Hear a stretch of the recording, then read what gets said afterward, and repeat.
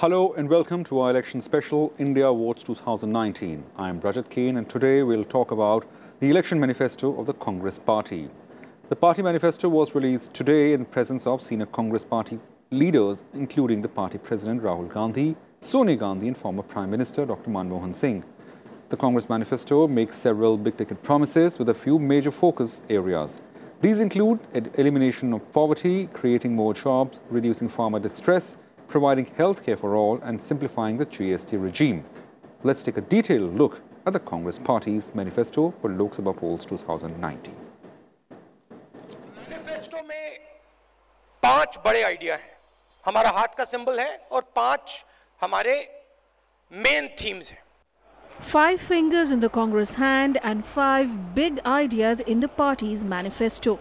After 121 public consultations and 53 closed-door consultations, the party has prepared a manifesto that it says reflects the hopes of the people. Whatever is going to be in this manifesto has to be truthful. I do not want a single thing in this manifesto that is a lie. As every survey, every research will tell us, the real issues are, number 1 is unemployment.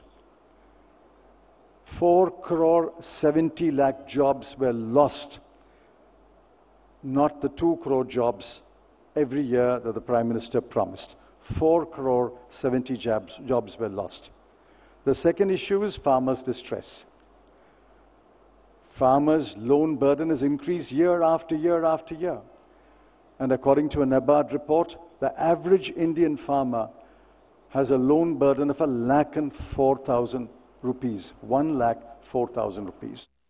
The 5 big promises in the manifesto include minimum income guarantee to eliminate poverty or the Nyunatam Aay Yojana. Under this scheme, 72,000 rupees per year will be transferred to the poorest 20% households in India. And as far as possible, the amount will be transferred to the woman of the household. The party has pledged to make jobs its number 1 priority, both in the public and the private sector. To ensure 34 lakh jobs in the public sector, all 4 lakh central government vacancies will be filled before March 2020. State governments will also be persuaded to fill their 20 lakh vacancies. For farmers, the Congress promises to put them on the path from Karz Maafi to Karz Mukti. This will be done through remunerative prices, lower input costs and assured access to institutional credit. The party has also promised to present a separate Kisan budget every year and establish a permanent National Commission on Agricultural Development and Planning. किसानों का एक separate budget होना चाहिए। हिंदुस्तान के किसान को मालूम होना चाहिए कि उसको कितना पैसा दिया जा रहा है, उसकी एमएसपी कितनी बढ़ाई जाएगी, सब उसके सामने होना चाहिए। जो हमारे किसान हैं, ईमानदार लोग, वो जब बैंक लोन लेते हैं, अगर वो पैसा वापस नहीं दे पाते हैं तो उनको जेल में डाल दिया जाता है, क्रिमिनल ऑफेंस माना जाता है। हमने निर्णय लिया है कि उसको अब हम क्रिमिनल ऑफेंस ना माने।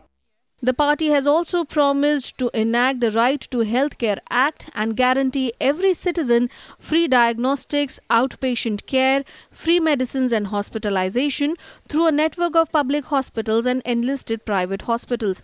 As for the GST regime, the Congress promises to radically simplify it with a single moderate rate of tax, 0 rating of exports and exemption for essential goods and services. प्रधानमंत्री ने मनरेगा के बारे में बोला, bogus scheme है, बेकार scheme है, मजाक उड़ाया। आज पूरा देश जानता है कि मनरेगा ने हिंदुस्तान की कितनी मदद की थी। तो हम मनरेगा के 150 दिन गारंटी करना चाहते हैं। 100 से अब हम 150 दिन गारंटी करना चाहते हैं। The Congress has also promised to allocate 6% of the budget for education. The Congress manifesto also says that entrepreneurs will not have to seek any permission for first 3 years for their businesses, and businesses with over 100 employees will be asked to implement an apprenticeship program. The manifesto also promises to review the controversial AFSPA that gives unprecedented power to security forces in disturbed zones like Jammu and Kashmir and some parts of the northeast. Bureau Report, Rajya Sabha TV. Well, what does the Congress Party's manifesto mean in the upcoming elections, and what are the salient features of the manifesto, and also how many of these promises perhaps looks doable or achievable? For more on this, we are joined with a guest in the studio, Mr. Prafulla Ketkar, editor, organizer, Mr. K.V. Prasad, senior associate editor, The Tribune, and Mr. Shishir Sinha, senior deputy editor, The Hindu Business Line. Well, first up, Mr. Prasad, which are among the points in the Congress manifesto that you see different from the manifestos of 2014? Is there a way forward, or Congress Party is again falling back in the same social welfare schemes? The two essential difference obviously stems from the fact that in 2014 they were going with the government of 10 years in the power. So they had everything else to say. One, they had to defend their turf, and they had to try and take it forward. They had to change the narrative to the extent for having the incumbency or anti-incumbency factors that they had to play.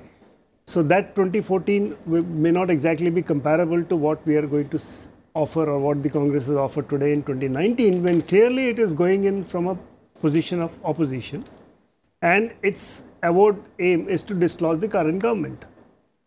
So obviously it's going to look at that, and based on what the party perceives it has the performance of the government of the day for the last 5 years, so they're trying to look at that and analyze something from its own lens and try and put it forward that, look, this is what we have to offer. Obviously, there will be some elements which would be already, in fact, the one noticeable difference that I have seen is 2014 manifesto came just at whatever time it came, but this time many of the announcements were already made over a period of time. Okay. NAI was announced a little while, right? So it was like it was a teaser in its way. So certain measures the Congress decided to put forward as a matter of debate and discussion in the public realm, even before they officially committed itself in the manifesto. That, I think, is a change of tactic which I notice. Right. Mr. Ketkar, what according to you are important points in the manifesto which possibly would be a talking point in the elections to come? See, it clearly looks like, if you see rather than manifesto, I would like to look at the two press conferences. One by Mr. Rahul Gandhi, the other by Mr. Chidambaram. Okay. It clearly looks like, Congress is making employment guarantee as the main poll plank.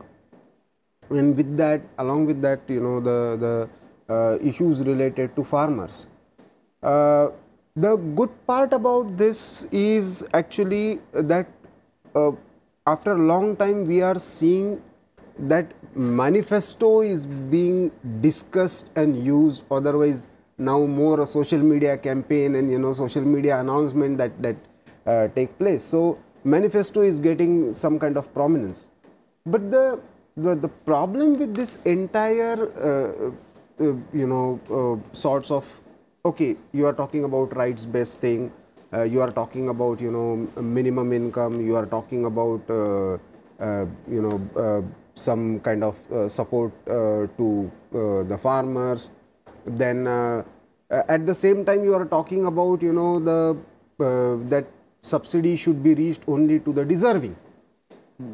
Now the question for Congress is, you always had these issues to implement. Why didn't you do that? One. Secondly, how you are going to meet, means perhaps both these senior journalists who happen to be more from the economic side would be in a better position to explain this. But I have a fundamental question. On the one hand, you are talking about 3% fiscal deficit. On the other hand, you are promising everything, right, like from minimum income to maximum support. So how are you going to match these two?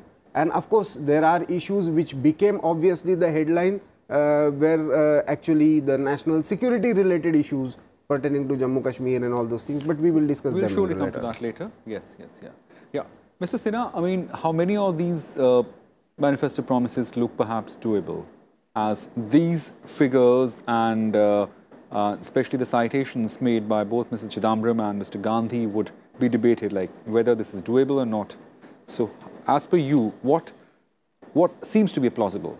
So let me begin with Nyay, that's Nyuntam Aay Yojana or minimum income support. You are going to spend something like 3,60,000 crore rupees every year on this thing. You have also said that you are not going to take away many of the subsidies. Now you are talking about merit and non-merit based subsidies.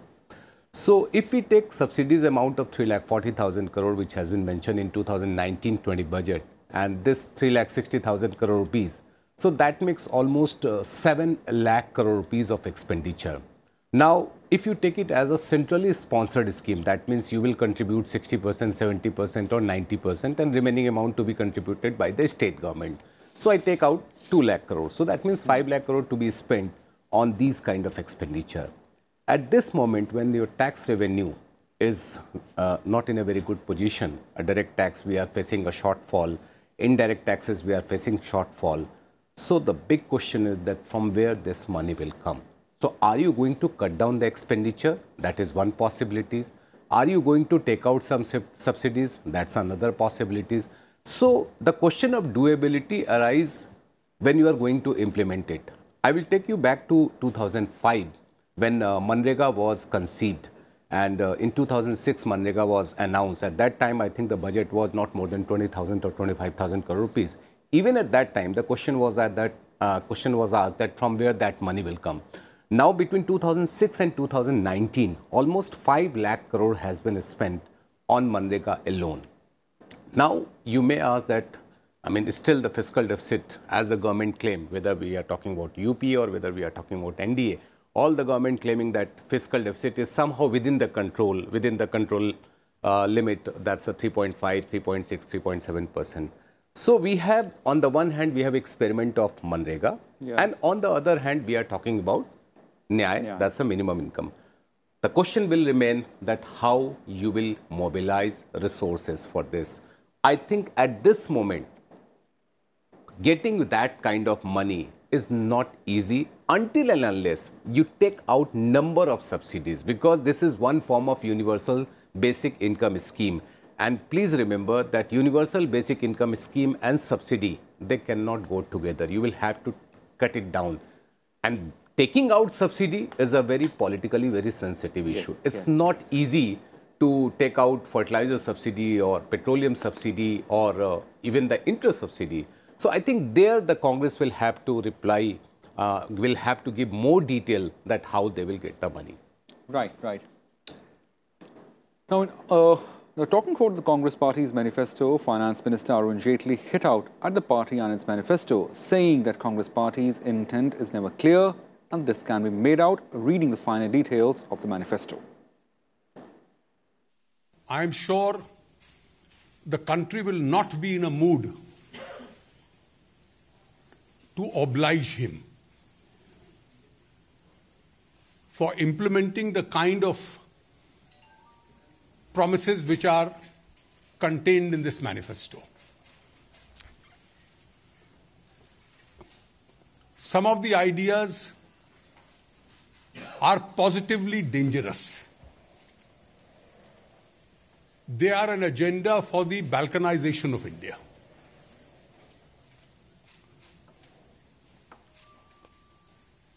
Even though there was a drafting committee, but it appears that some of the important points have been drafted by the Congress President's friends in the Tukde gang, where it deals with Jammu and Kashmir and national security. Manifesto में ये कहा गया कि जब वो वायदा करते हैं उसको निभाते हैं, लेकिन जानकारियों के अभाव में जो वायदे किए जाते हैं और ऐसे वायदे जो किए जाते हैं जिनको कभी लागू नहीं किया जा सकता, जो अपने आप में खतरनाक हैं, तब तो जनता उनको ये अवसर नहीं देगी। इस मैनिफेस्टो में ऐसे एजेंडाज हैं जो देश को तोड़ने का काम करते हैं। राष्ट्र की एकता के खिलाफ जाते हैं।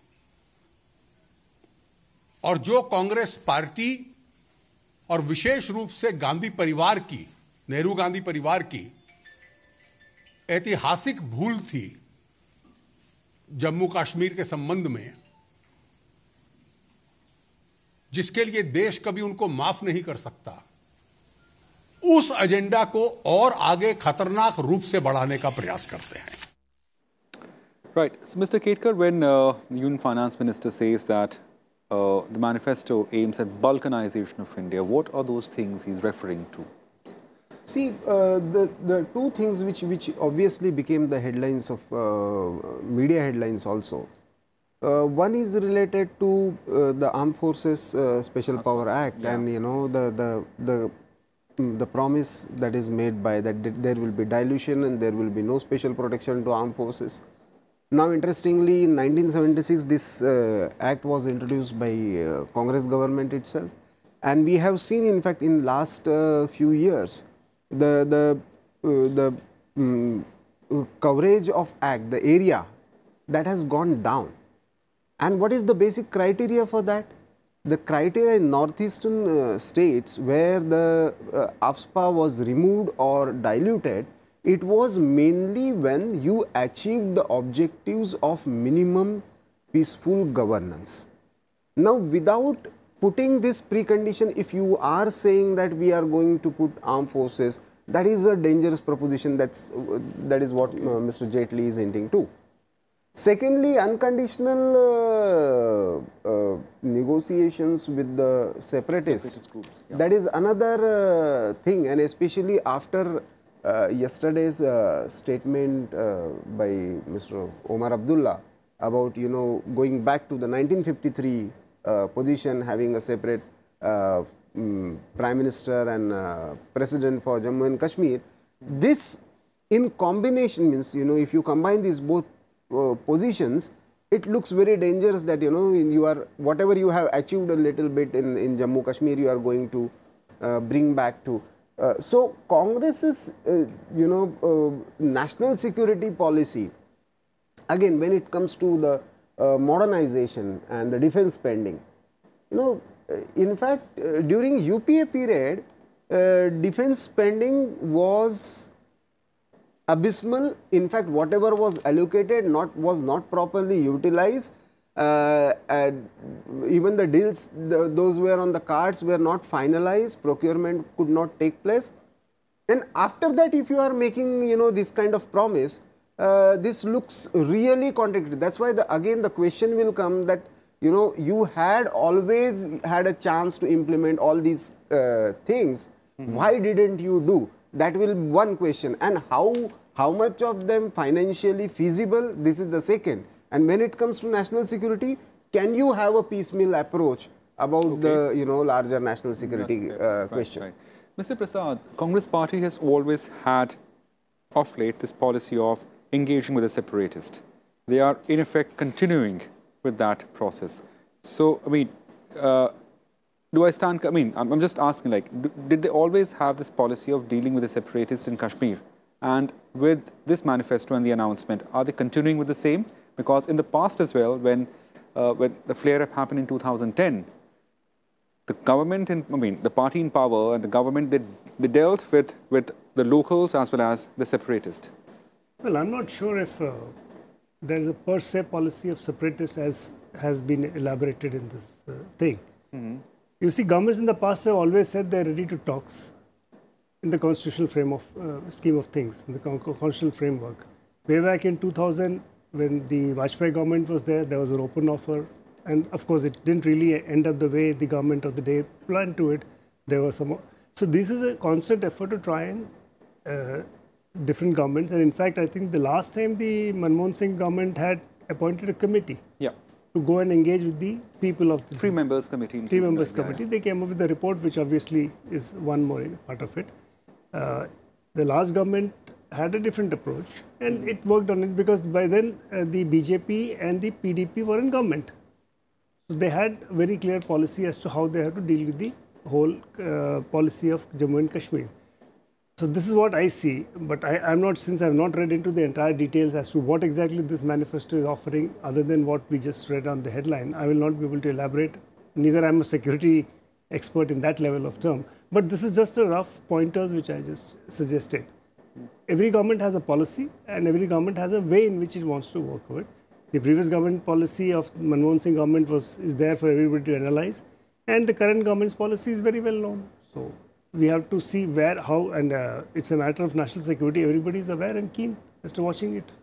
Do you see Congress party need to do explaining, or rather they're having to face a political flack on the statement made by Omar Abdullah, because Omar Abdullah is seen as Congress ally, and I mean. Well, once again, I think it's for Omar Abdullah and Congress party. Yesterday itself, I think the Finance Minister, Mr. Arun Jaitley, has tweeted and also asked for an explanation. One thing is very clear, in politics there's nobody called permanent friends. There are always permanent interests. So today's ally could be, I mean, the NC and the PDP both have had relationship with the Congress party. The PDP has also had relationship with the BJP, or earlier with some other government. So this is something which in politics they keep working what's in the best interest of their state and their policies. So I think it's for both these parties to take a call as to how they need to answer that. Mr. Sinha, I mean, national security has been a very important talking point of this government. And what Congress party says in its manifesto would be discussed, would be referred to in speeches, in political discourse. You think, has Congress somewhere erred in the in the manifesto regarding the national security when they talk about separatist and AFSPA?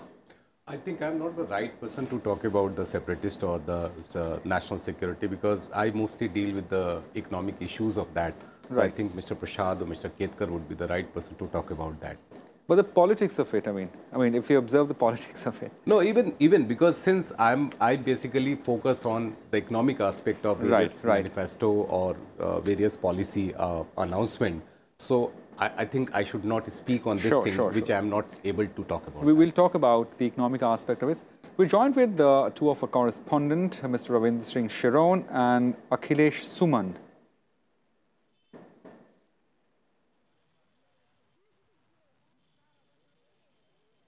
Ravindra, if you can hear me, Ravindra, I presume he joins us from Dehradun. Ravindra, were you able to speak to any common person or the state level leaders in Uttarakhand? What is their point of view and what are their reactions on the manifesto released by the Congress party?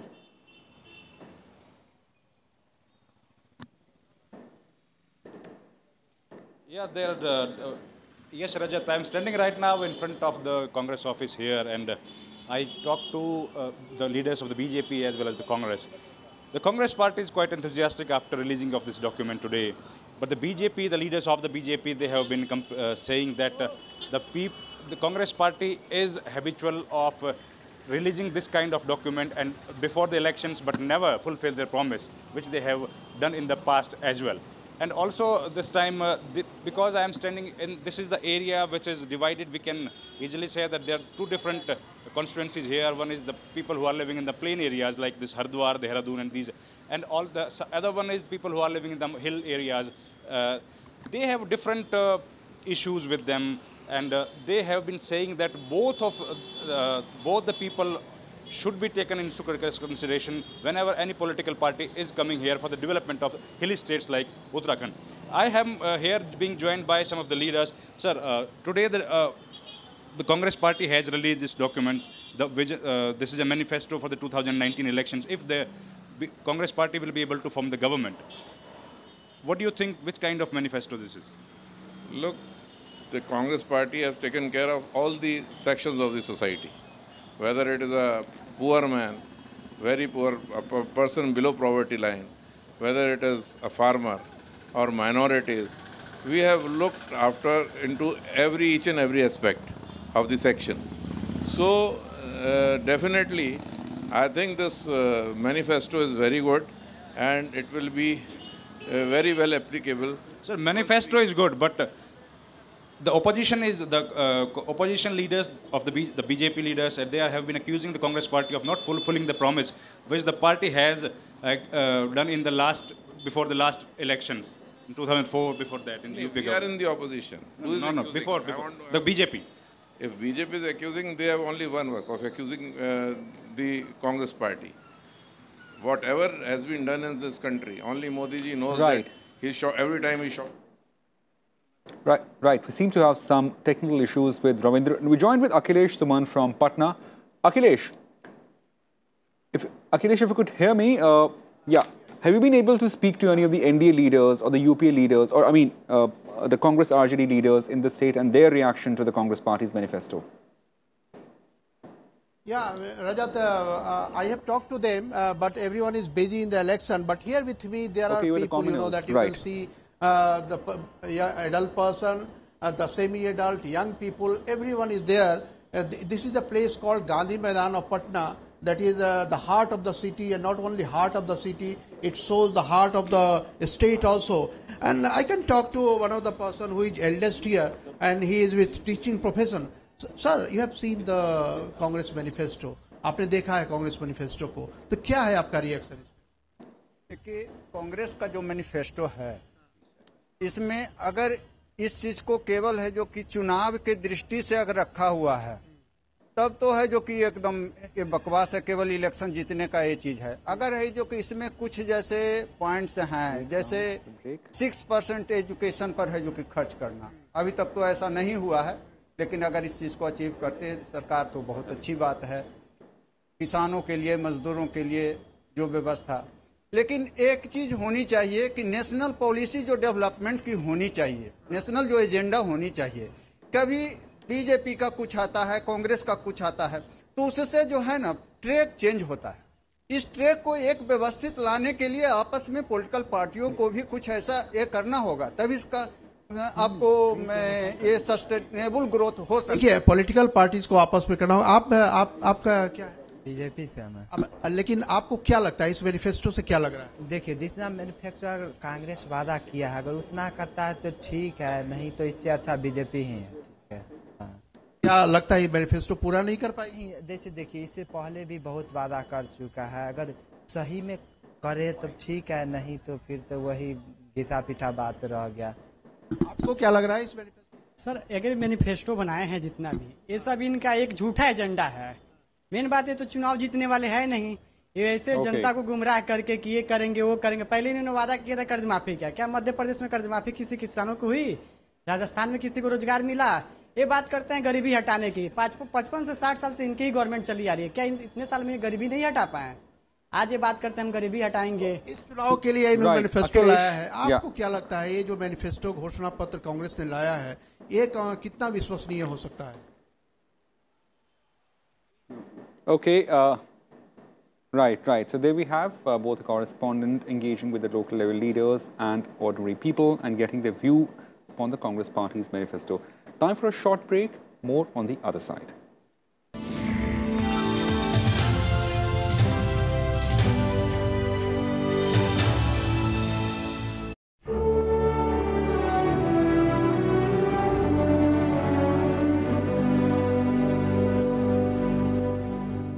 Shah Jahan wanted a place where he can design a new city and a new palace of his own choice.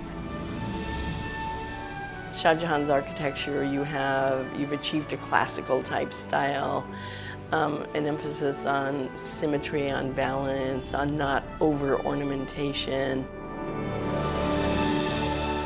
Probably the most remarkable part of the Red Fort, to my mind, and its still extant, is the throne in the public audience hall.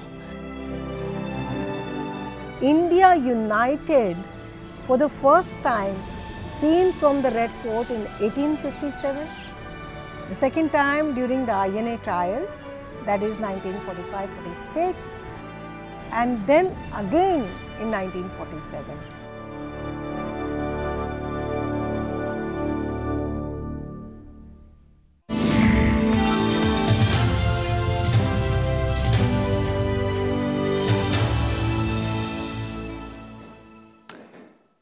Welcome to India Votes 2019. We're discussing the Congress Party's manifesto and what it means for the upcoming elections and what issues would make a talking point. We're joined with our correspondent Kriti Mishra from the Congress Party headquarters. Kriti, thanks for joining us. First up, there is a lot of talk about Congress Party's promises, manifesto promises on the social sector like Nyay, like healthcare, like education.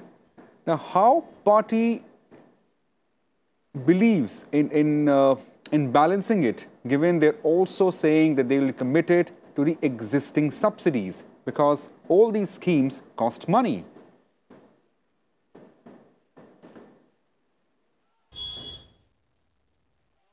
Well, Rajat, the Congress Party held a very comprehensive and an elaborate press conference right now, but there's dearth of certitude in all the answers given by the Congress Party. For instance, of course, the fulcrum was the Nyay scheme.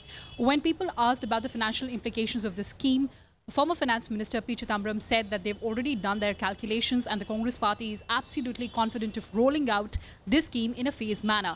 Mr. Chidambaram said that similar questions were asked from the Congress Party when it had promised Mahatma Gandhi National Rural Employment Generation Scheme or when it had provided the Food Security Bill. So he said that the Congress is absolutely confident of its numbers. He said that once money is pumped in the economy, in the rural economy specifically, that would add aggregate demand, that would push consumption, and the economic activity, the entire economic activity would be propelled. Similarly, I asked him a different question on Make for the World that is espoused by the Congress Party in today's manifesto. So Mr. Chidambaram said that Make for the World would espouse making or pushing the export-oriented units. Now, we already have policies like SCZs in place. We already have policies for promoting exports, and we already have the Make in India initiative that was one of the flagship programs of the NDA government. So certainly, these answers are shrouded in uncertainty right now, but the Congress Party is absolutely confident that it has done its calculation and there'll be no fiscal burden, because remember, Rajat, the Congress Party is also promising fiscal deficit of 3% by the year 2021 and revenue deficit of 1%. So how it is going to match that? Because it says that none of the welfare schemes would be nixed, subsidies would remain. In addition to this, the Manrega 3.0, the new scheme would be launched, Nyay would be offered. There are several other schemes.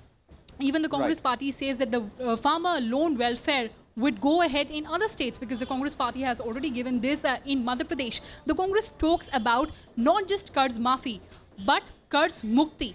Now, how's that going to play on the ground? That remains to be seen. But it has to be seen, and it's a big question whether these promises made by the Congress Party would find resonance among the voters. Well, we'll get to know the day the last vote is counted. Over to you, Rajat. Right. Thanks, Kriti. Thanks for giving us that insight. We're also joined by correspondent Mohammad Fateh Tipu from the BJP headquarters. Tipu, if you could hear me, what is BJP's reaction to the manifesto? We heard Mr. Jaitley, but what are the other leaders talking, and have they dissected menu threadbare and given any concentrated reaction?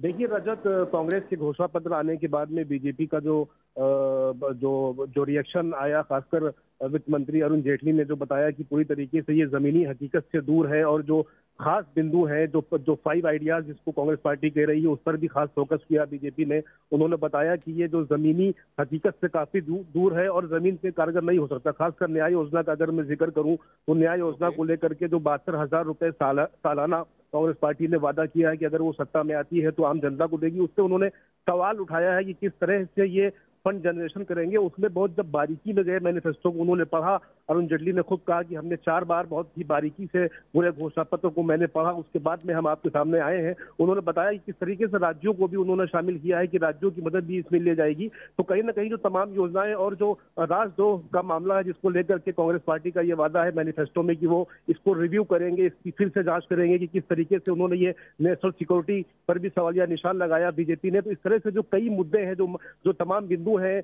Congress के manifesto में, ये कहीं ना कहीं ये centre centric ना होकर के इसमें स्टेट की भी मदद ली जाएगी। तमाम अलग अलग एंगल से अगर देखा जाए तो ये इन तमाम मुद्दों पे बीजेपी ने सवालिया निशान लगाया है। एक संपूर्ण तौर पे अगर कहा जाए तो बीजेपी पूरी तरीके से कांग्रेस को कटघरे में खड़ा कर रही है कि जिस तरह से जो उन्होंने इतिहास को याद दिलाया कि पंडित नेहरू से लेकर के अभी तक जो कश्मीर को लेकर जो कदम उठाया गया था, उसी को कांग्रेस का जो वर्तमान नेतृत्व है उसको फॉलो कर रहा है। तो कहीं ना कहीं तमाम मुद्दों और मसले मसाइल को लेकर के जो घोषणा पत्र में दिए गए हैं रजत, उस पर बीजेपी ने सवालिया निशान लगाए। जी टीपू, शुक्रिया हमारे साथ जुड़ने के लिए। So, a correspondent, Tipu, was saying that BJP has raised questions on the Congress Party's manifesto, and especially on the two counts. One happens to be on the social welfare scheme like Nyay, and other on the national security issue. Mr. Sinha, I mean, I would like to connect with you. I'm sorry I asked possibly incorrect question. But now on Nyay, there were reports that Raghuram Rajan, who reportedly happens to have helped the Congress party in drafting this particular point of the manifesto, not drafting thematically. There were reports that he had suggested similar sort of a scheme when the party was in power, and possibly in 2009 or 2010. So what prevented the UPA government then in implementing this? Because they still had full 4 years to go, and they had just come back in 2009 after a very impressive majority. So if you can remember, at that time there were 3-4 social expenditures, very key schemes. One was Manrega, another one was midday meal scheme, and then there were 2 other inter-subvention schemes. And don't forget that in 2008 there was a farm debt waiver. So at that time total expenditure on farm debt waiver was 70,000 crore estimated, and actual expenditure was 52,000 crore rupees. So Manrega, midday meal scheme, and just before that there was a farm debt waiver. So at that time, it was not possible for the government to implement a new scheme with a kind of expenditure of something 2 or 3 times of Manrega. See, even Manrega, when Manrega was conceived, and I still remember that in 2008-2009, when the government was looking, when the then government was looking for another term, they projected Manrega as the game changer. And of course, it did give them some votes, and they came back into power. And Manrega was attributed as one of the reasons for that. But Manrega was criticized. It was not linked to any asset creation. It was just a kind of thing that we are giving you money, 100 days complete employment, full employment. If we are not able to give employment to every household, then there will be unemployment allowances. So at that time, people said, okay, very good. But now, they are saying that now it will be 100 to 150 days. And still we are not talking about asset creation, still we are not talking about the outcome thing. So coming back to your question that why didn't they launch any kind of scheme, because the expenditure was too high, and at that time, 2008, we were having a global crisis, that subprime crisis, and economy was not in a very good situation to have another scheme. That was probably one of the reasons why government didn't go for any kind of a scheme, which Mr. Rajan is saying now that he suggested one kind of a scheme similar to what the government, what the Congress is proposing now. Right. Mr. Prasad, the Congress party in this manifesto also promises 6% expenditure, 6% investment in the education sector. You think that's possible because the share on education happens to be far too less in all these years? Yeah, in fact, and also on the healthcare, they are promising enhanced spending. See, both are very much required, and if one takes forward the agenda of the current government, that's what obviously this spending on health has certainly showed an uptick. What with Ayushman Bharat scheme in particular, and the government has come up with a very ambitious program which is already rolled out. Now, education happens to be a key sector. In fact, way back in 2004 itself, when the Common Minimum Program was being drafted by the then UPA coalition, one of the demands from the constituents was to earmark 6% of GDP for education. So it's nothing new. But the Sarv Shiksha Abhiyan and all the schemes rolled out, higher education, other things, showed that it could not even touch 3%. Right. Practically, it was not that, though the ambitious target of 6% was created. So here again, we are looking a re-emphasis on the same 6%. So it's nothing new in that point of term. Can we achieve it? Again, it all depends on revenues, the intent of the government, and also a review of the existing schemes, how successful they have been. The Sarv Shiksha Abhiyan, I mean, about just a few months ago, I remember one of the World Bank officials mentioning that the Sarv Shiksha Abhiyan and all education schemes have, India is on the cusp of a change from to outcomes, not just learning, but learning outcomes itself. Because one of the issues that Indian educationists and many people, policy planners, have been very concerned about is the quality of education that goes along with it. Not just merely lettering children or our generation, and also how to arrest the dropout rates. Because we have seen from primary to say middle school and from middle to secondary, the dropout rates had gone up. And then the third and most important aspect has been this great debate with higher education privatization. This is something which has been causing concern to policy planners as well as common people, because many people who come from lower income families, educated, smart children, are not able to find affordable education, even though they may be talented. And probably that is one reason why the 10% scheme that the Modi government brought is try and address that concerns. Right. It's a social welfare measure. So we don't know how these things play out as we go. But the intention of the government or the intention of the party which is coming, hoping to come back to government or form a government, to talk of 6% is very laudable. Right, right. Mr. Ketkar, I mean, do you also think that it's of course, it's ambitious to have 6% spending in education and also enhance spending in healthcare, but somewhere in the past governments, when they were back-to-back in power from 2004 to 2014, they possibly missed out on several things, especially in these two sectors? See, especially in education, what we have seen right from 1964 onwards. 1964 I am specifically talking about because the Kothari Commission was formed and the larger guidelines for the education policy were laid down.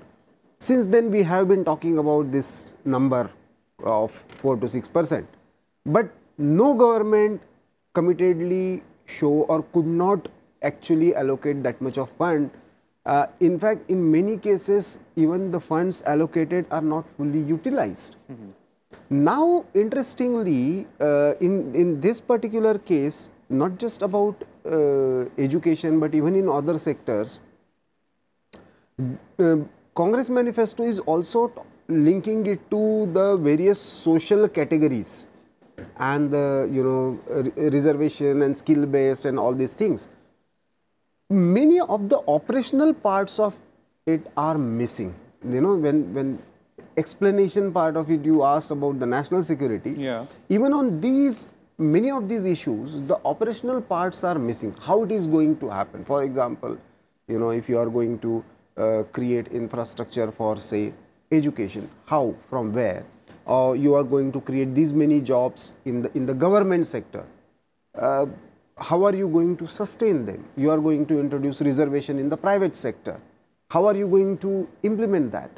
You know, these operational parts look missing. And therefore, the only positive thing that I look about, you know, today's this release of Manifesto is, the idea of Manifesto is brought back to the political discussion.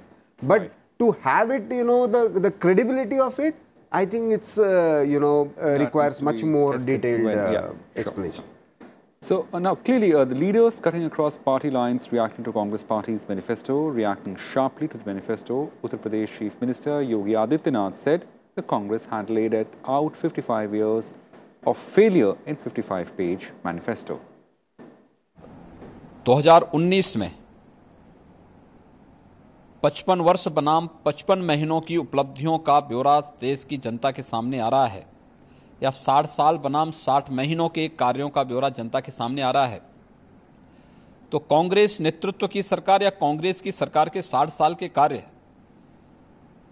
और मोदी जी के नेतृत्व की Bharatiya Janata party सरकार के 60 महीनों का कार्य में अगर तुलनात्मक अध्ययन करें तो मोदी जी का 60 महीनों का कार्यकाल कांग्रेस के 60 वर्ष के कार्यकाल पर भारी पड़ता दिखाई देता है। घोषणा पत्र में ऐसी कोई ठोस और नवीन चीज नहीं है जिसका उल्लेख पहले घोषणा पत्रों में ना हुआ।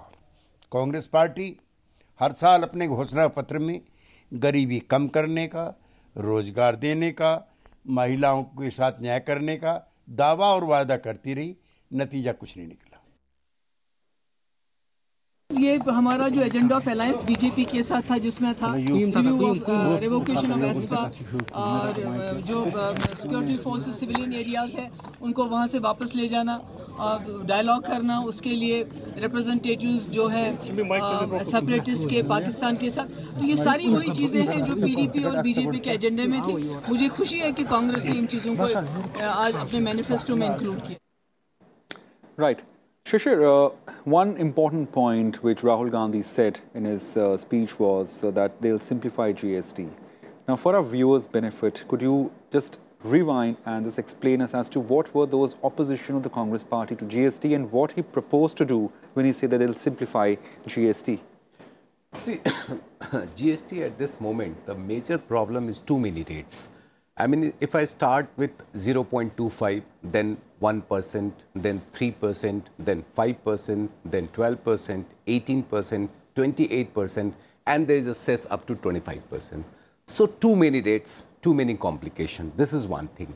When Congress was talking about GST and when they opposed it, they wanted the rate to be cast. I mean, they wanted the rate to be prescribed in the Constitution Amendment Bill. And that was one of the points which BJP said that it is not possible, because whenever you will have to lower down the rate, you will have to come to Parliament and get the Constitution Amendment. So this was not practically possible. Now what Mr. Rahul Gandhi is saying now, when he's talking about GST 2.0, he's talking about one standard rate. He's not talking about one rate. Please remember, he's talking about one standard rate. At present, we have two standard rates, 12% and 18%. He is talking about one standard rate. Other thing he's talking about that we need to make it very simpler. So how this can be simplified? One thing is that you give, I mean, the threshold is almost 40 lakh from yesterday onwards. The threshold has been raised to 40 lakh rupees in almost all the state, barring one or two where the threshold is just 20 lakh, and in some states that's a 10 lakh rupees.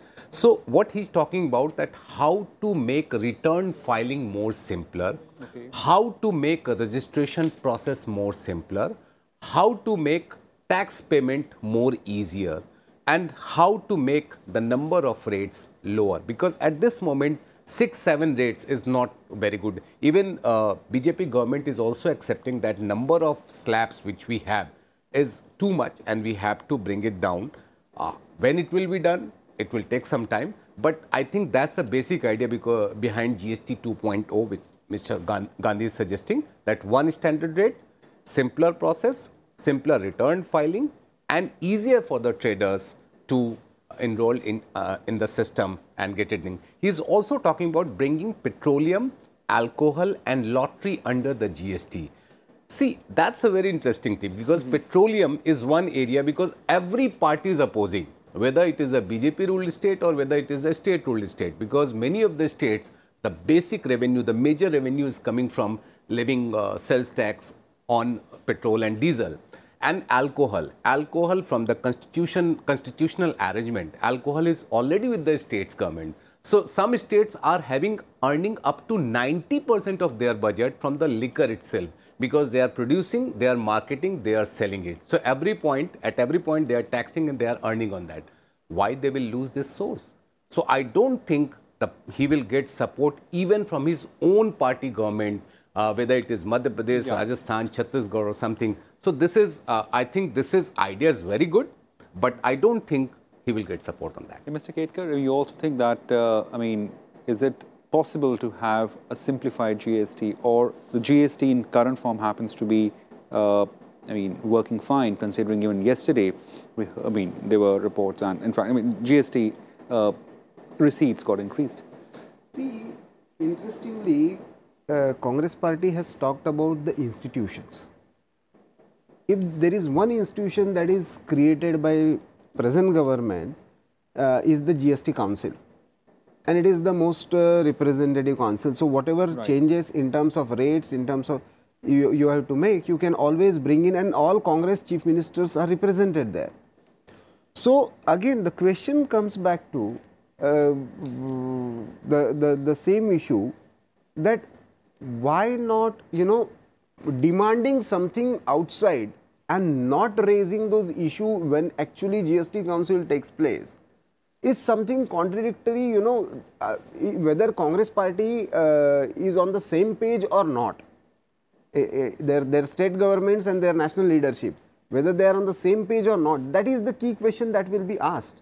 So I think GST Council is the right forum where you can raise all these issues and make the things. If in GST Council, in one stroke, you can raise the, bar from 20 lakh to 40 lakh, you can always, change the slabs, you can simplify the processes. But okay, this is election season, you have every right to make promises. What I found interesting in this manifesto is, and that is somewhere the stamp of Modi and present government also, the kind of acronyms that are created and used, that is from Nyay to Kam to Dam to Sushasan, every acronym, 5 categories that are created, that looks very close to. Now within that, what you are serving has been the Congress, in tune with the Congress ideology of, the social security and more a socialistic point of view rather than market oriented. How you are going to balance it out with the requirements of the economy, whether you want to really again go back to more entitlement oriented thing, or you want to create a new innovative empowerment oriented schemes. That is the real challenge I think intellectually we should face and ask for both the national parties, so that more innovation in terms of schemes and their implementation is concerned can be thought about.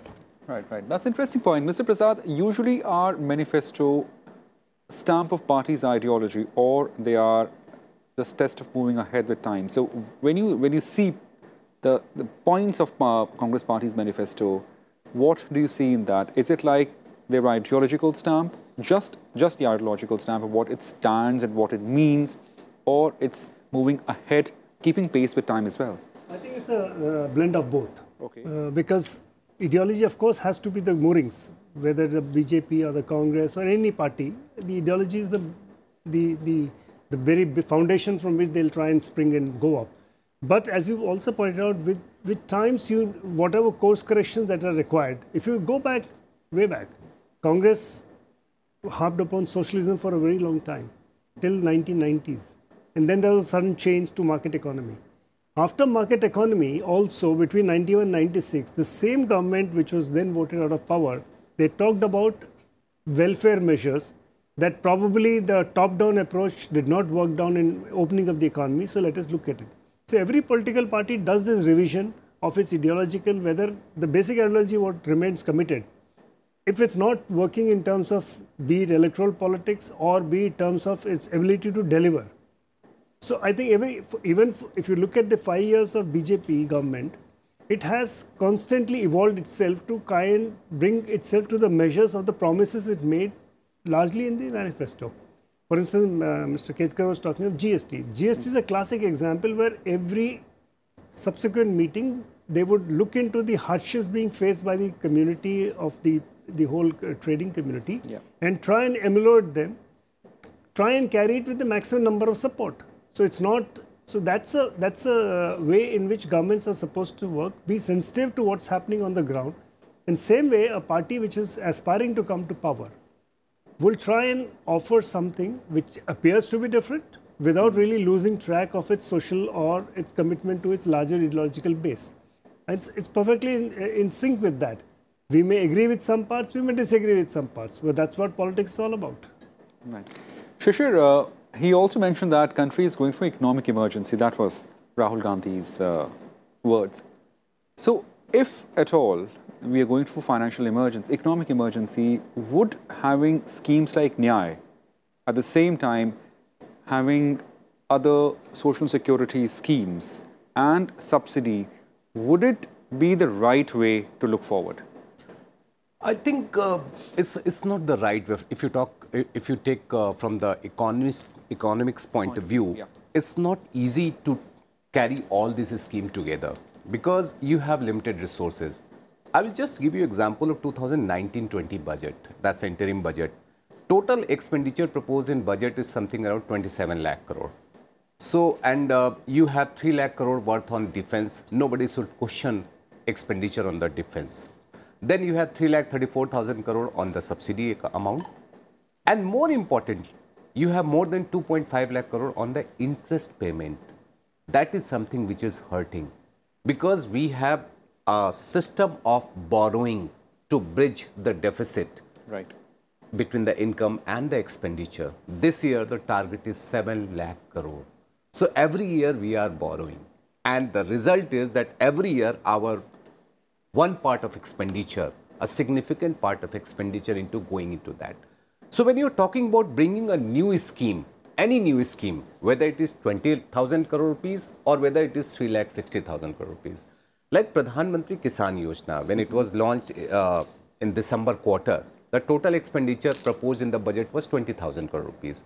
And this year, I mean 2019-20, the budget expenditure proposed is 75,000 crore rupees. It is not going to be easy to spend even 75,000 crore rupees on Kisan. Because that's a resource which you will have to bring from some other sources. That is why they raised the fiscal deficit target from 3.3% to 3.4%. So 1% is going to hurt you. 0.1%. So I think, I'm sorry, okay. You are right, 0.1%. So I think you will have to think about resources before making any announcement on any new scheme. Right. So thank you, gentlemen, for joining us. So clearly, it's an election season. Big announcements are usually made, but political parties, and especially national parties, I'm sure they have to think about the actual scenario before coming up with the announcement in the manifesto. And time will tell whether these promises made by the Congress party are plausible or achievable or not. Thank you for watching India Vote 2019.